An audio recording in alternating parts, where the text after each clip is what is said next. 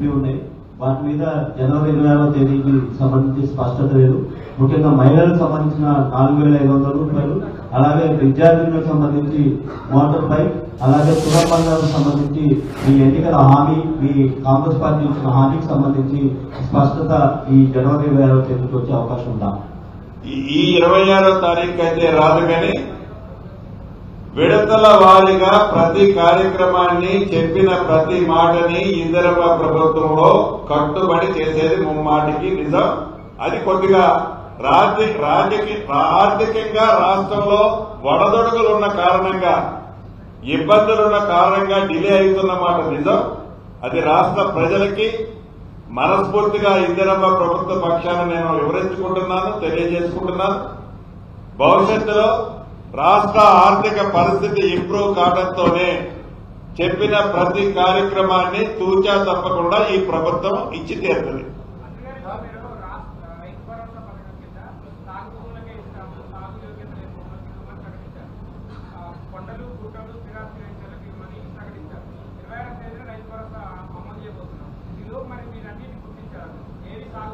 ఏదైతే ఇందాక మీతో అన్నట్లు ఈ 15వ తారీఖు లోపు ప్రతి ఉమ్మడి జిల్లా ఇన్ఛార్జి మంత్రి గారు ఎవరైతే ఉన్నారో, ఇన్ఛార్జి మంత్రి గారు ఆ పాత జిల్లాకు సంబంధించిన ప్రజాప్రతినిధులతో, కలెక్టర్లతో, ఉన్నతాధికారులతో సమావేశం చేయడం జరుగుతుంది.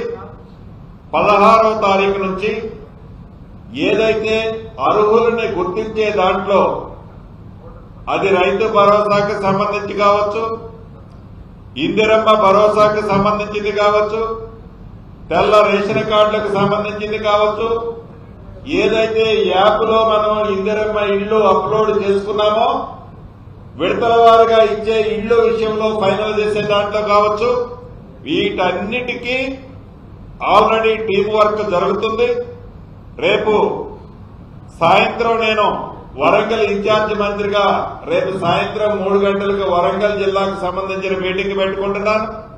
ఎల్లుండి ఉదయం 10 గంటలకి ఖమ్మం జిల్లా మీటింగ్ కోమటిరెడ్డి వెంకటరెడ్డి గారి సమక్షంలో జరగబోతుంది. అంటే ఈ 15వ తారీఖు లోపే ఏ పేదవాడికైతే 6 నెలలు ఈ ఇందిరమ్మ ప్రభుత్వం, గౌరవ ముఖ్యమంత్రి రేవంత్ రెడ్డి గారి నాయకత్వంలోని ప్రభుత్వం పనిచేస్తుందో, ఈ ప్రభుత్వంలో ఉన్న మేమందరం సంక్రాంతి పండుగ కూడా మాకు లేదు. పేదవాడికి పండగే, పేదవాడికి ఆనందమే మా పండగ. అందుకని ఫుల్ టైం 24/7 ఈ ప్రభుత్వంలో ఉన్న మేమందరం పని చేయాలని నిర్ణయించుకున్నాం. దానికంటే ఆనందం ఇంకొకటి లేనేలేదు.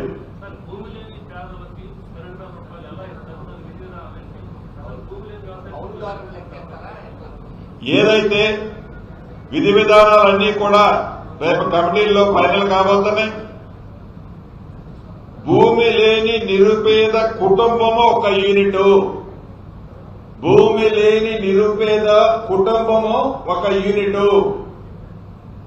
ఈ యూనిట్ లో ఉండే, ఆ కుటుంబంలో ఉండేవారు 20 రోజులు మనం ఏదైతే ఎన్ఆర్ఈఎస్కి సంబంధించిన దాంట్లో పనిచేసి ఉండాలి. ప్రధానమైనది ఈ 2 పాయింట్లే తప్ప ఏ నియమ నిబంధనలు లేవు వారికి.